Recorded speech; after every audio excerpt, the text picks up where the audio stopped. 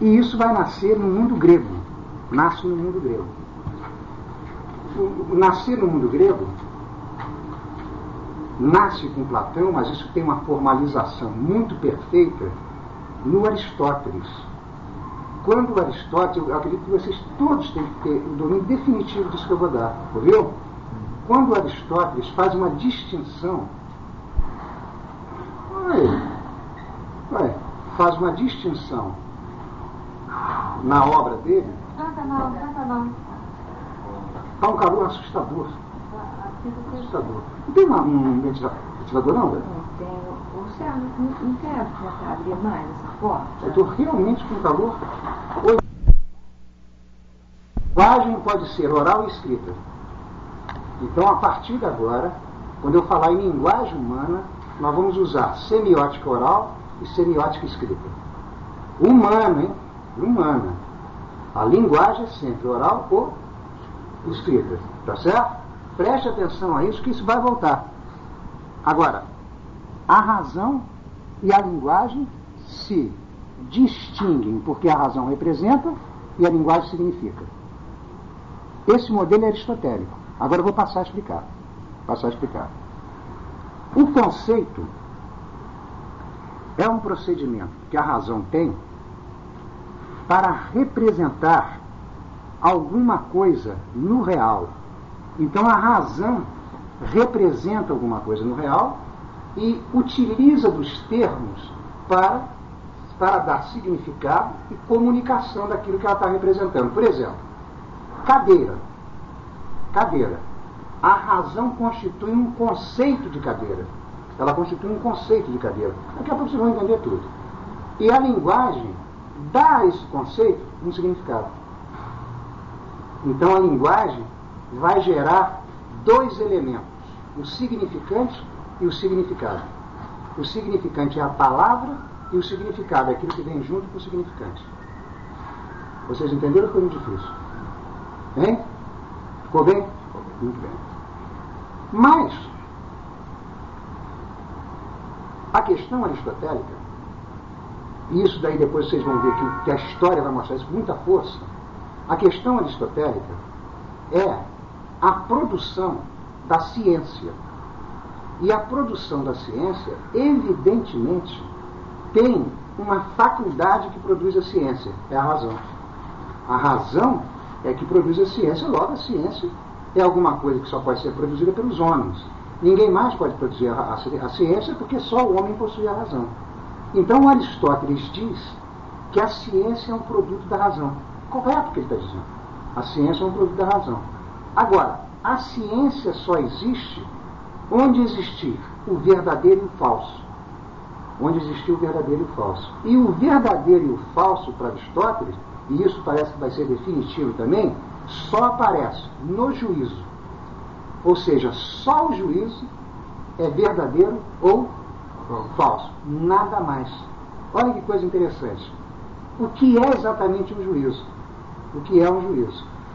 O juízo é um instrumento da razão,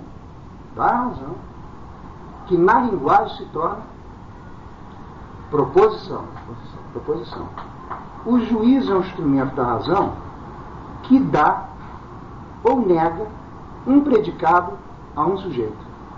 O juízo é quando você diz: o homem é bonito, a vaca é branca, a cadeira é pesada. Ou seja, um juízo implica um sujeito, o verbo ser na terceira pessoa do singular e um predicado. Isso é um juízo. Porque no juízo você afirma ou nega o predicado ao sujeito. A cadeira é bonita, a cadeira não é bonita. Então o juízo só pode ser afirmativo ou negativo. Certo? Um juízo ou é afirmativo ou negativo. Certo? E se você diz: a cadeira é bonita, a cadeira não é bonita, um desses juízos é falso e o outro é verdadeiro. Entendido? Então a verdade e a falsidade não aparecem nem no conceito nem no raciocínio. O verdadeiro e o falso aparecem no juízo. Então é no juízo que estaria o verdadeiro e o falso. No juízo, olha, é fundamental isso daqui, né? Viu? Eu não ia nem dar essa aula, estou aproveitando que tem pouca gente para dar. O juízo tem um componente essencial nele, que é o verbo ser na terceira pessoa do singular. Tá certo? Esse verbo ser na terceira pessoa do singular, ele é um verbo que vai se chamar verbo predicativo ou verbo existencial. Está muito difícil. Verbo predicativo ou verbo existencial. Ele é verbo predicativo, verbo ser na terceira pessoa do singular, quando a ele se sucede um predicado. O homem é bonito. Agora, quando a ele não sucede um predicado, o verbo ser na terceira pessoa do singular é sinônimo de existência. O homem é, o homem não é. Quer dizer, o homem existe, o homem não existe. Agora, quando eu digo o homem é bonito, o homem não é bonito, ele é predicativo. Significa que ele dá um predicado ao sujeito. Ficou difícil? Todo mundo entendeu isso? Então, Roberto, isso aqui é no juízo que estaria o plano do verdadeiro e do... Então, preste atenção. A ciência não lida com o verdadeiro. Ela lida com o verdadeiro e o falso. Ela lida com o verdadeiro e o falso. E não apenas com o verdadeiro. Então, agora... Eu acho que foi bem, né? Agora vocês vejam isso. Todo juízo tem necessariamente um sujeito, um verbo ser na terceira pessoa do singular e um predicado. Necessariamente. Todo juízo. Tá certo? E o juízo é expresso, é manifestado, é comunicado pela proposição. A proposição é que comunica o juízo. A proposição é da linguagem ou da razão? A linguagem, o juízo é da razão. Então, o predicado, ele pode ser essencial ou acidental. Por exemplo, você diz, o homem é um animal racional. O predicado é animal racional. Agora, animal racional quer dizer a mesma coisa que o homem em outras palavras. Ou seja, você pode dizer uma mesma coisa em palavras diferentes. Então isso chama-se juízo analítico ou predicado essencial. O predicado é essencial quando o predicado é um conjunto de palavras diferentes da palavra sujeito, mas que quer dizer a mesma coisa. Ou seja, quando eu digo o homem é animal racional, eu estou dizendo o homem é homem. Entenderam ou não? Então esse predicado é essencial e esse juízo é analítico. Agora, quando você diz o homem é grande, esse predicado é acidental, porque o homem poderia ser baixo. Entendeu? Esse predicado é acidental e esse juízo é sintético. Esse juízo é sintético. A diferença do juízo analítico para o juízo sintético é que o juízo analítico você não precisa de experiência. É um mecanismo apenas racional. Porque você reproduz no predicado aquilo que o sujeito é. Enquanto que o juízo sintético você precisa da experiência. Você precisa ver se ele é grande, se ele é pequeno, se ele é alto, se ele é gordo. Então, nós teríamos dois tipos de predicado. O predicado essencial e o predicado acidental. Tá certo? O predicado essencial reproduz o sujeito. O predicado acidental é alguma coisa que aparece de novo para o sujeito. E você só conhece aquilo na experiência. O juízo analítico é um juízo da razão e o juízo sintético é um juízo experimental. Tá certo? Eu acho que foi muito bem, não foi? Então nós temos aqui essa prática do juízo. Em seguida, eu coloco para vocês que um juízo é composto de um conceito sujeito, de um conceito predicado e de um verbo ser na terceira pessoa do singular. Isso se compõe em juízo. Então o homem é um conceito. Animal racional é um conceito. E esse é o verbo ser na terceira pessoa do singular, que no caso é o verbo ser enquanto existencial ou predicativo. Então, o conceito, ele pode ter apenas uma palavra, ele tem apenas uma palavra chamada conceito incomplexo, ou pode ter 2, 3, 10, 15 palavras. Não sei se vocês entenderam. Então, o homem é o quê? É um conceito. E animal racional? Também é um conceito. A diferença de um para o outro é que um é chamado conceito incomplexo, porque é uma palavra só. E o outro é um conceito complexo, porque tem duas palavras, ou mais palavras. Por exemplo, homens sentados nessa sala. É um conceito complexo. Entenderam? Então, o que constitui um juízo são conceitos e o verbo ser na terceira pessoa do singular. Agora, um raciocínio é constituído por juízos. Vamos marcar isso. O raciocínio é constituído por juízos. Agora, os juízos, quando eles entram no raciocínio, eles passam a chamar premissas e conclusão. Então você diz, todo homem é mortal. O que é isso? Hein? Não, sozinho assim é um juízo.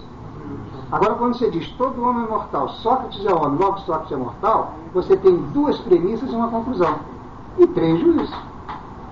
Não sei se entenderam. Todo homem é mortal é um juízo, Sócrates é homem é um juízo, Sócrates é mortal é um juízo. Mas os dois primeiros são premissas. E o terceiro? Conclusão. Entenderam? Mas os três são juízos. Vamos voltar. Não, tudo bem. Porque eu preciso que vocês tenham isso dominado, entendeu? Então vamos lá.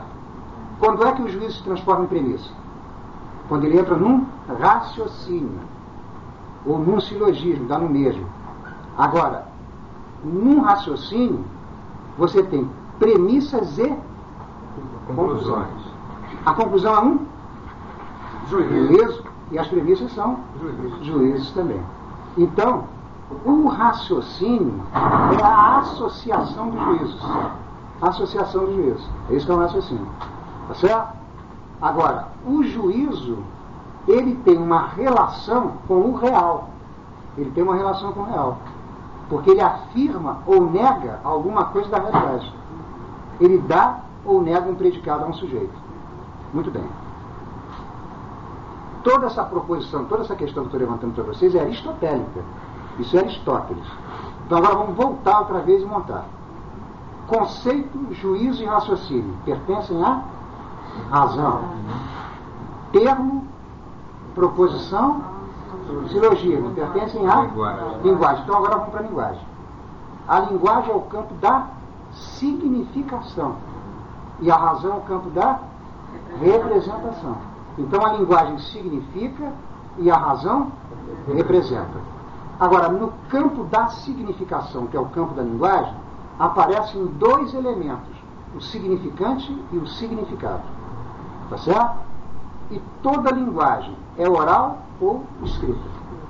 Oral ou escrita. Toda linguagem é oral ou escrita. Os gregos vão dizer que a oral está mais próxima da alma, logo mais próxima da razão. Então eles vão chamar a linguagem oral, Aristóteles vai chamar a linguagem oral de significante da representação. Vocês entenderam aqui, senhor? A linguagem oral é significante da representação. E a linguagem escrita é significante do significante. Então nós vamos chamar a linguagem oral de significante 1 e a linguagem escrita de significante 2. Vê que Lacan tomou isso para ele. Não é? Então significante 1 e significante 2. Você entendeu, Sônia? Por quê? Porque a linguagem tem a função de significar a razão. A linguagem oral significa a razão. E a linguagem escrita significa o quê, Dudu? A escrita significa a linguagem oral. Entenderam? Agora, tá bem? Agora, preste atenção. A palavra significado. Essa é muito estranha, essa palavra. Significado, eu vou dar como sinônimo de conceito. Significado é o conceito. É o momento em que a razão apreende o significado de alguma coisa, é o conceito daquilo. Então, o significado, preste atenção, o significado na verdade, aqui é um jogo difícil de ser dito, o significado está do lado da razão. A linguagem é apenas significante. O significado, não sei se vocês entenderam. O significado eu vou botar como sinônimo de conceito. Entenderam? Então, o significado está na razão Está na razão, e os dois significantes, oral e escrito, estão na linguagem. A razão é um dos componentes da alma. A alma tem três componentes. Entendeu? Isso já vem do Aristóteles, já vem do Platão. Vem do Platão. Os componentes da alma são sensualidade, podemos dizer sensualidade, froneses. Como é que eu vou traduzir fronese? Hein? Ímpeto? Não. Também não. Que repetido. Vamos botar assim, sensualidade, vou botar coragem, depois eu mudo, e razão como os três elementos da alma. Então, razão e alma é sinônimo. Razão e alma é sinônimo. A razão é a parte superior da alma. É a parte superior da alma. Logo, o significado está na alma. Está na alma. E o significante tem a função de significar o significado. Tá certo? Então, a linguagem, a função dela é expressar, manifestar os significados que estão na alma. Então, é isso que ela faz. Essa exposição que eu fiz foi uma exposição rapidíssima, viu? Sempre que vocês tiverem dificuldade nela, vocês retomam da seguinte maneira. Preste atenção. Razão, representação. Linguagem e significação. Elementos da razão. Conceito, juízo, raciocínio. Elementos da linguagem. Termo, proposição, silogismo. Tá certo? Isso é uma... Agora vem. Predicados essenciais e acidentais. Vocês entenderam predicados essenciais e acidentais? Juízos analíticos e juízo sintético. Tá certo? Ou, preste atenção, juízo analítico é sinônimo de verdade de razão. Juízo sintético é sinônimo de verdade de fato. Eu estou dando essa aula para vocês porque foi uma sorte, de uma certa maneira, ter pouca gente hoje eu poder fazer isso, porque com muita gente é muito difícil. Porque isso daqui é uma questão que vocês têm que ter dominado dentro de vocês. Sempre que vocês se esquecerem, vocês peçam que eu retome. Porque eu vou me confrontar com isso daqui. Viu? Juízo analítico, verdade de razão. Juízo sintético, verdade de fato. Tá?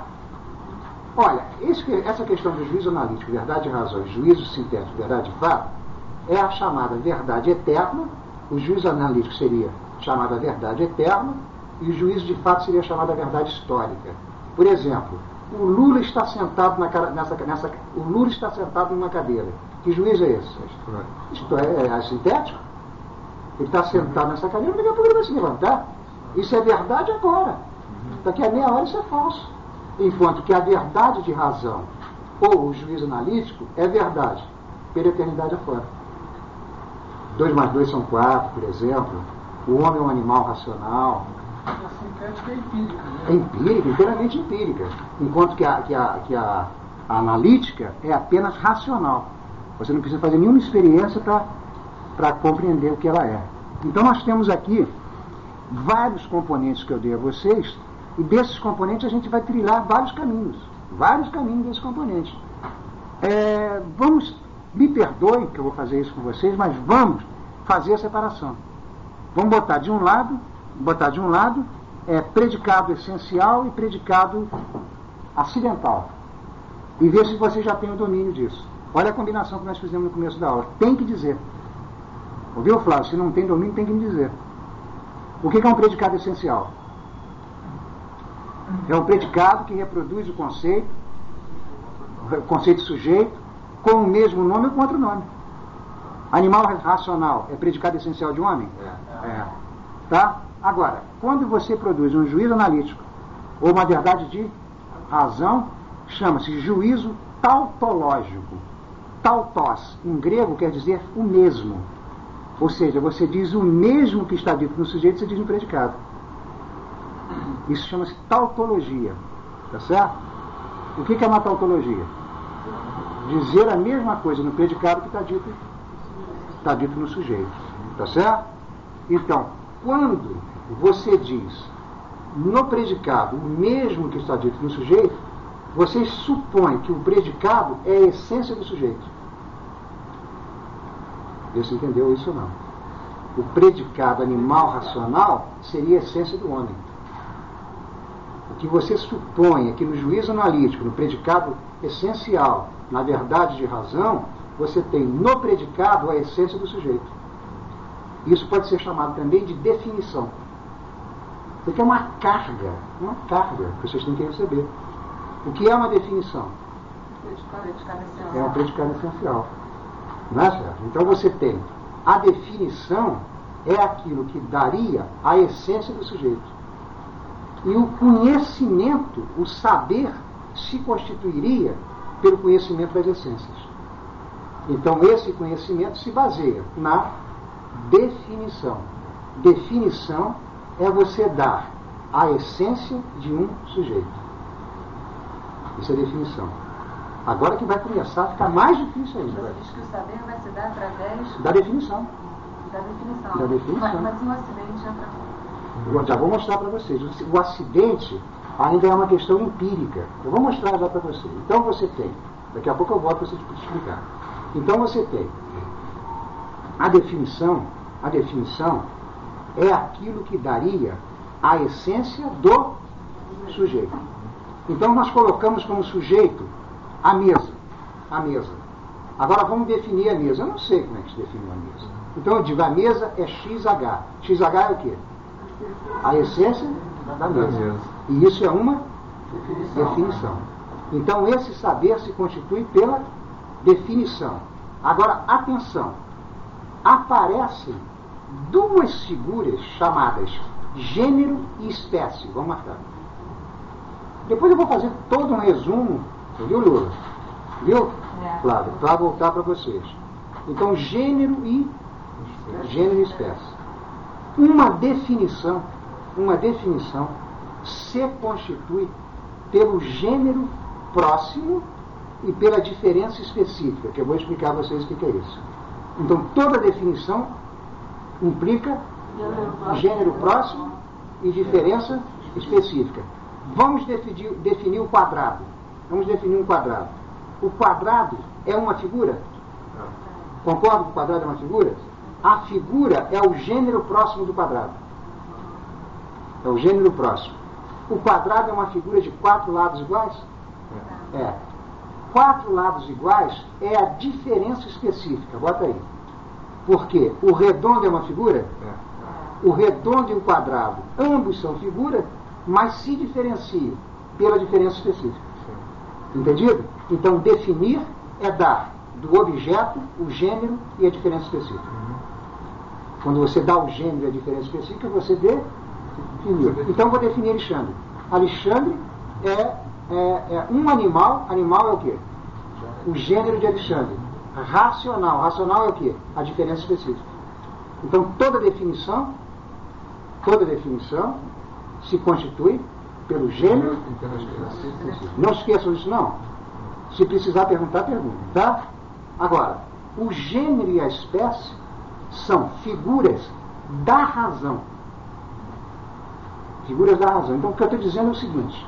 Você nunca vai encontrar, eu espero, sentado numa cadeira, um gênero ou uma espécie. Um gênero é uma diferença específica. Vocês não vão encontrar isso nunca sentado na cadeira. Isso pertence à razão. Agora, no real, ou seja, aquilo que pode ser sentado na cadeira, chama-se indivíduo. Então nós temos 3 elementos. O gênero, a diferença específica, ou a espécie, e o indivíduo. Gênero, espécie e indivíduo. O gênero e a espécie pertencem à razão. E o indivíduo? Ao real. Aquilo que pertence à razão chama-se, vou forçar um pouco, chama-se semiótica. Forcei um pouquinho. E aquilo que pertence ao real chama-se ontológico. O que é o ontológico aqui? O indivíduo. Tá certo? O indivíduo pertence à ontologia, o gênero e a espécie pertencem à razão. Mas, por exemplo, São Tomás de Aquino afirmava que o gênero e a espécie eram reais. Logo, o gênero e a espécie para ele são ontológicos. Então, para ele, real são o gênero e a espécie e o indivíduo. São Tomás de Aquino, são 2 reais. Então vai surgir na história da filosofia uma prática chamada querela dos universais. Bota lá, querela dos universais. O que é um universal? Um universal é o gênero e a espécie. Por que o universal é o gênero e a espécie? Porque quando eu falo a cadeira, eu estou me referindo sobre todas as cadeiras. Não sei se vocês entenderam. Entendeu não, Rosângela? Quando eu digo a cadeira, sobre qual cadeira eu estou falando? Que já existiram? Que vão existir? Que existem. O universal é isso. É quando você usa um termo e aquele termo cobre todos os objetos. Então a cadeira está falando sobre todas as cadeiras. Entendido? Então o gênero e a espécie são universais. São universais. Como é duro da sala? Você não imagina. A ciência trabalharia com os universais. Né? Trabalharia com os universais. É uma coisa incrível. Porque os universais são os componentes da razão. Agora, o que é real? O real é o individual. O indivíduo. Isso daqui é o quê? Isso aí é Logo, real. O gênero e a espécie em Aristóteles vão se chamar substância segunda. E o indivíduo substância primeira. Agora vamos parar porque já é muita informação. Senão vocês vão se cansar. Agora vamos voltar. Como é que o Aristóteles pode falar sobre Sócrates? Se Sócrates não indivíduo? Não, ele pode falar, ele pode dizer de Sócrates a essência de Sócrates, ele pode dizer. Só isso. Ou os acidentes que Sócrates tem. Agora, a razão, ela diz isso dele, ela diz o universal dele, mas a razão não conhece o indivíduo. Entendeu não, Sérgio? Presta atenção, a razão, vê se eu posso dizer isso aqui. Lula, é o elemento de citação hoje, é um homem, Lula é um animal racional alto. Vê esses dois predicados o que são. Um predicado essencial e outro acidental? Um é essencial e outro é acidental. O acidental eu descobri na experiência. Agora, o essencial, se Lula é um homem, necessariamente ele é um animal racional. Tá certo? Porque a essência dele é animal racional. Então, a razão, ela não tem capacidade para falar do indivíduo. Ela não fala do indivíduo. Ela só fala o gênero, a espécie e o acidente. O indivíduo mesmo ela não fala. Não sei se vocês entenderam. Porque é intrínseco para ela? Não, porque o indivíduo, a razão não tem capacidade de falar do indivíduo. Por isso a ciência, quando nasce, ela é uma ciência do objeto geral. Ficou muito difícil aqui, Roberto? O que eu estou dizendo é que a ciência é uma ciência geral. Não há ciência do individual. Não há ciência do individual. Por isso que há um acontecimento extraordinário no século XIX, que é o nascimento das chamadas ciências humanas, ciências de radical psi. Porque essas ciências vão ter como objeto o indivíduo. O indivíduo. Ou seja, no século XIX, vai haver uma prática que vai romper com o aristotelismo, porque Aristóteles afirma que só há ciência do universal. E a partir do século XIX começa a nascer a ciência do individual. Aí é que Foucault vai nos contar uma linda história sobre isso. Mas eu não vou contar, talvez eu até conte isso para vocês hoje. Nesse momento, então, nós acabamos de descobrir a distinção de universal para individual. Quem são os universais? O gênero e a espécie. E o individual? Quais são os nomes de gênero e espécie? Substância segunda? E substância primeira? É o indivíduo. Então, quando chega na Idade Média, o Santo Agostinho, São Tomás, afirma que existem duas realidades: a substância primeira e a substância segunda. Então ele está afirmando que são reais o individual e o universal? Sim, está afirmando isso. Aí o Guilherme de Ockham vai e diz: não, real é só a substância primeira. A substância segunda é semiótica. Ou seja, não existe correspondente do real para as palavras o homem, a cadeira, a mesa. Entenderam? São meros símbolos. Não existe nenhum correspondente no real. Correspondentes no real são para adjetivos demonstrativos e nomes próprios. Por exemplo, Margot tem um correspondente no real. A mesa tem correspondente no real? Não. Então, os universais para Guilherme de Ockham são semiótica e os indivíduos são ontológicos. Vocês entenderam? Não, né, Roberto? Acho que fui mal, dei mal. Entendeu? Você comigo e tomar um café. Acho que eu estou correndo muito, não fui bem, não. O que você achou, Dudu? Eu acho que claro também. Roberto teve problema. Fala, Roberto. Não deixa ter problema. Vocês podem ter probleminhas que não me incomodam. Vocês têm que ter uma noção geral disso daqui, para eu fazer trabalhos na frente. O que eu estou dizendo é o seguinte: dois pensadores, São Tomás, ele diz real. O que é real? Universal, gênero e espécie, e o individual. O outro vai e diz, não, o real é o individual. O gênero e a espécie, que são universais, são meros nomes. O homem para Guilherme de Ockham é o quê? É um nome. Um nome sem correspondente no real. Agora, Lula é um nome com correspondente no real. Entendeu? Então, para ele, os universais são signos, mas não são reais. Foi muito ruim? Não. Então, vamos voltar outra vez. São Tomás, quantos reais? 2. O universal e o individual. Guilherme de Ockham, o universal é o quê? Semiótico. E o individual? Ontológico é sinônimo de real. O Guilherme de Ockham, bota aí. Bota como sinônimo de individual singular ou singularidade. Então, singular ou singularidade é sinônimo de individual ou indivíduo. Então, o Guilherme de Ockham diz assim, real. O individual ou singularidade é real. E o universal, gênero e a espécie são semióticos. Ele está inventando a semiótica. Está inventando. Agora, depois da física quântica, viu? Um pensador do nosso século vai fazer assim, ele não faz essa afirmação, vamos dizer que ele faz. Ele diz assim, real, ele diz, ao contrário, ele diz, semióticos na nossa época. Semiótico é o universal, logo o gênero e a espécie. Isso é um pensador da nossa época. Mas ele em seguida diz, individual e singular não são sinônimos. Entendeu? Então, Deleuze está dizendo o quê? Que o individual e o singular não são sinônimos. Preste atenção.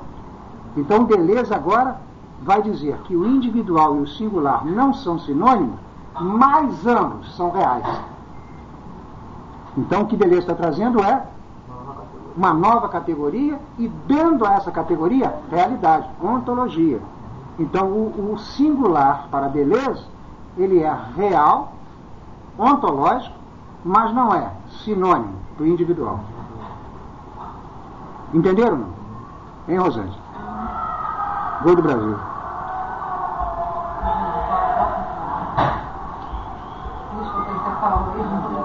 Entendeu não, Flávio? Vamos voltar. Nós pegamos 3 categorias. Universal. Tá certo? Universal são o gênero e a espécie. Daqui a pouco eu vou explicar melhor o gênero e a espécie para vocês. Pegamos o individual.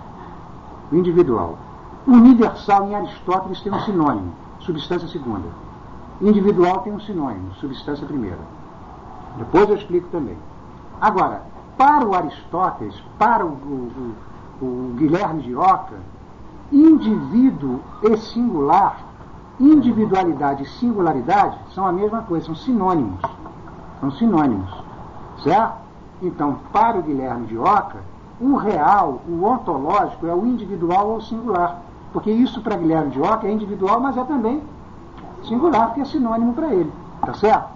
Agora, com Deleuze, o individual e o singular não são mais sinônimos.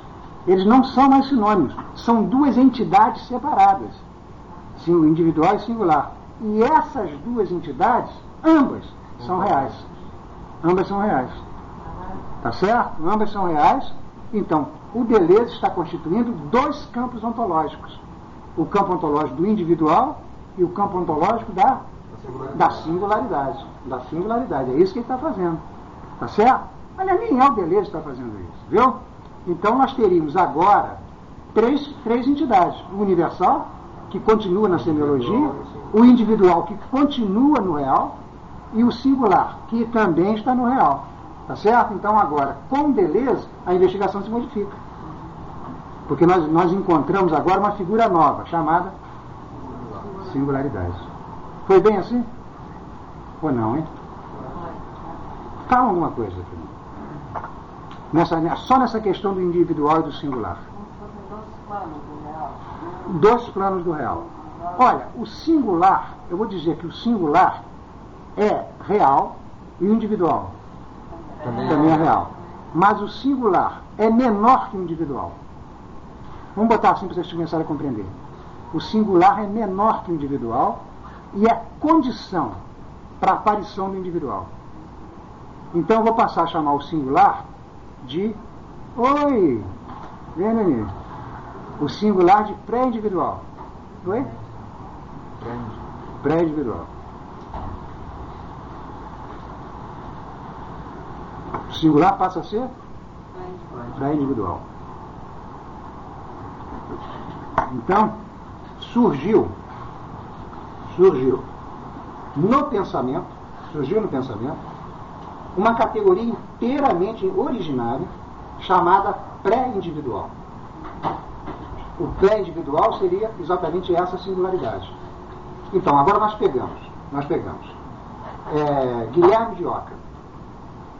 Guilherme de Ockham, literalmente, ele construiu a filosofia dele em cima do universal e do individual. Ele lança o universal para o semiótico, o universal é semiótico, logo é um signo universal e o individual é real. Ele dá ao individual um sinônimo, singularidade. A partir da física quântica, vou mostrar a vocês por quê, esse individual e esse singular deixam de ser sinônimo e tornam-se duas entidades diferenciais. São duas entidades completamente distintas uma da outra. Então nós passamos a ter dois reais. O individual e o singular. Agora, é a coisa mais fácil de se compreender. Quando essas duas moças bonitas entraram ali, todo mundo viu, todo mundo experimentou a entrada delas, tá certo? Elas são dois indivíduos. O indivíduo pertence ao real empírico enquanto tal. Coloca isso. O indivíduo é do real empírico, aquilo que você experimenta pela sensibilidade. Tá certo? E a singularidade vai gerar agora um novo nome, o real virtual. O real virtual, se eu usasse uma linguagem do Bergson. Real virtual, real potencial, diversos nomes podem ser aplicados aqui. Então surgiu um real que está fora do empírico. Não sei se vocês entenderam aqui, porque eu acho que foi um pouco pesado. Entenderam? Então eu posso chamar um real de real empírico e o outro real de real transcendental. Ou virtual, ou numênico, os nomes vão variar e eu vou depois explicar os nomes para vocês. Mas nós alcançamos uma coisa muito original. É que essa singularidade não é do sujeito. Ela é ontológica. Então ela não é psicológica, não pertence ao sujeito, não é uma representação. Ela tem uma autonomia ontológica da mesma forma que o individual tem uma autonomia ontológica. Certo? Agora, a ontologia do singular vai se diferir da ontologia do individual. Vamos fortalecer e dizer que a ontologia do individual é a ciência. A ontologia do singular será a filosofia e a arte. A ciência lidaria com o individual. Sinônimo de individual, corpo. Bom, agora, vamos dar um copo d'água para descansar um pouquinho. Como eu falei.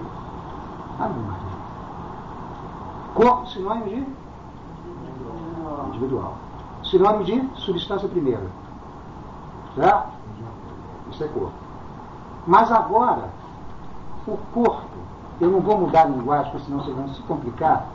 O corpo é aquilo que age e padece. O corpo age e padece. Músculos. O corpo age e padece significa o corpo tem ação e tem paixão. Tá certo? Todo o corpo é ação e paixão. Então o corpo tem o poder de agir sobre outro corpo e tem o poder de receber a ação de outro corpo. Isso que se chama ação e paixão. Todo corpo é ação e paixão, todo corpo é tensão, todo corpo é conjunto de qualidades. Isso é um corpo. E isso pertence ao campo científico. Enquanto que a singularidade, a diferença do corpo, a singularidade nem age nem padece. Nós começamos a penetrar num campo de altíssima dificuldade, ainda que nós tenhamos autores que se especializaram nisso, como Peirce, como o Mendes de Biran, né, para entrar e compreender essa singularidade. O que é exatamente essa singularidade? Porque eu levantei que ela não é exatamente o que nós chamamos de corpo, mas eu disse que a singularidade era real. Então eu vou fazer um jogo aqui, vou parar, vou forçar a mim para parar, para que vocês possam entender exatamente o que está se passando. Se eu chamar de corpo o indivíduo, eu vou chamar esse indivíduo de corpo funcional. E vou chamar essa singularidade de corpo expressivo. E agora vou cortar e vou começar a explicar. O que você achou disso? Mas foi muita coisa, né? Foi um pouco cansativo. Foi uma aula toda original essa.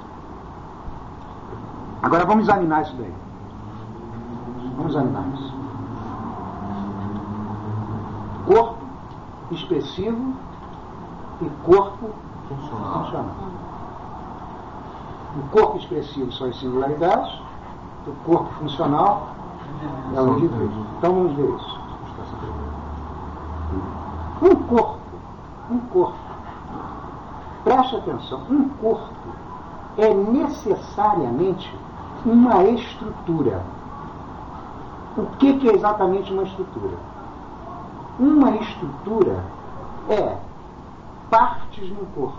Por exemplo, você pega um átomo conforme a física quântica trabalha no átomo. Um átomo é uma estrutura composto de prótons, elétrons, nêutrons, composto de vários elementos. Então uma estrutura é aquilo que tem vários elementos. Vários elementos, usa assim. Tem vários elementos. Para vocês compreenderem melhor, os gregos, uma corrente de pensamento grego chamada atomista, onde aparece o Epicuro e o Lucrécio, eles pensavam também no átomo. Mas o átomo do Epicuro não é uma estrutura, é uma unidade, não é constituído de partes. Não é constituído de partes. Enquanto que o átomo da física quântica, que é o átomo que nós conhecemos, ele é uma estrutura. Então o átomo é o modelo do corpo. Todo corpo é uma estrutura. Vocês entenderam? Todo corpo é necessariamente uma estrutura. E numa estrutura existem relações. Toda estrutura é uma relação. É uma relação das partes. E essas relações, se vocês não entenderem, vocês digam, hein? E essas relações das partes são relações estáveis. Então, por exemplo, essa casa daqui é uma estrutura que tem relação estável entre as partes. Todo corpo é relação estável entre as partes. Então, toda estrutura tem relação entre os elementos. E os elementos da estrutura se tornam função. Todo elemento de uma estrutura se torna uma função. Todo elemento da estrutura tem uma função. Por exemplo, o arquiteto sabe disso. Uma coluna tem uma função. Tem uma função. Qualquer fisiólogo sabe disso. Um órgão do nosso corpo tem uma função. Então ele tem uma função dentro do corpo. Então, toda estrutura é a relação e os elementos que compõem a estrutura são funcionais. Eles têm função. Isso é que se chama função de órgão. Todos os elementos tornam-se órgãos com função. Certo? Agora, se nós formos pensar a singularidade, o que nós temos que tirar do corpo para pensar a singularidade é a estrutura, a relação e a função. Você retira isso, o que sobra são os elementos puros. Vê se vocês entenderam. Não, né? Vamos voltar. São as singularidades. São as singularidades. É o chamado material independente da estrutura, das relações e da função. O exemplo muito bom são, você pensa, por exemplo, que elementos compõem uma música? As 7 notas musicais. Então, quando você tem uma música, essas 7 notas musicais entram numa estrutura, entram numa forma, numa relação. E cada nota passa a ter uma função.